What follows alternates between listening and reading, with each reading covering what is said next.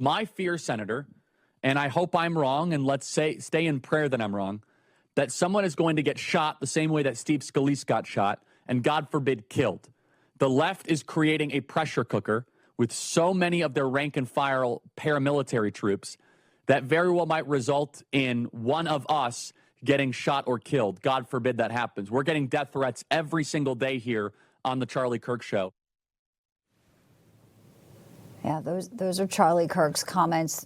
Hard to hear in the wake of his assassination. I'm pleased to bring in right now two Turning Point USA contributors to talk about this and also the upcoming memorial to honor Charlie. Paige Roux and Topher.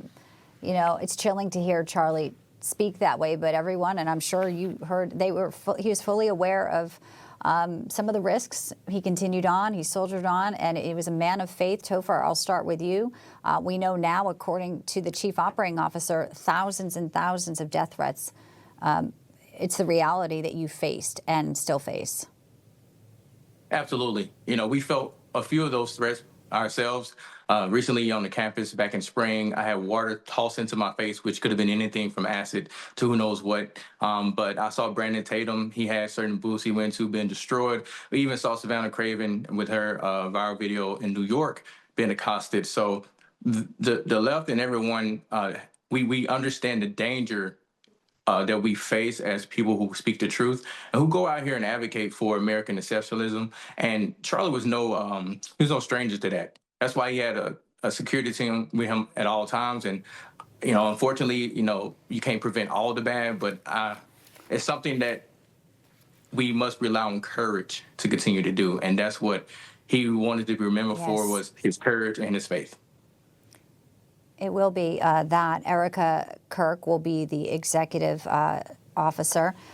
Paige, Tyler Bauer, again, the chief operating officer, talking about Charlie, saying about the threats that he stared evil in the eye and he tried to win them over. Talk to us about the memorial service, your thoughts on the massive crowds that are gathering and the dignitaries that will be there to honor Charlie and to remember him and also push forward with what he built. You know, I think Charlie's murder has woken the entire country, but also the entire world. Now, yes, we are a conservative movement and we are getting death threats, but I think the energy that Charlie Kirk had was incomparable to anyone. And I think the entire world has seen this separation of good and evil and has gotten a dose of Charlie Kirk's energy and courage. And so, yes, there are going to be death threats, but we have to believe that there is more good in this world than evil, and we, as good people, need to stand up and represent Charlie in the best way that we can. Unfortunately, 58 Democrats voted no today to do just that. It was a really astounding show there, where it was just a resolution to honor Charlie and to say we will not stand for violence. Maxwell Frost, young progressive from Florida, among them. You know, there's also been a lot of folks who are trying to disparage Charlie, calling him a racist.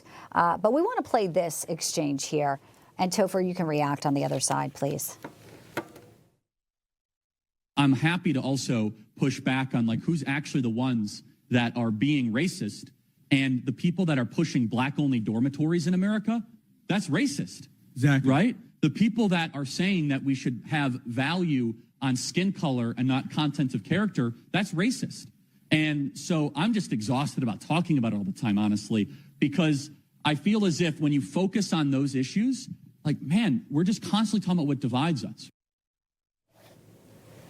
Yeah, that's the left's play, the race card. Topher, final thoughts. I'll say this, you know, there's over 1,500 hours of the Charlie Kirk Show, and people have hung his entire career and mission on a few out of context statements. And that tells me all that I need to know about everybody that's commenting about this man. They truly do not want change in this country. They want to continue to unravel at its core because they don't like America. They hate America. And he was one person that wanted America to thrive, and his ideals won't let that happen. No, they won't. Topher, I appreciate your thoughts, and Paige as well. I know you have a 2/8 community event. I urge people to go check that out as well as you honor Charlie this weekend, as we will as well. Appreciate both of you for joining us here today.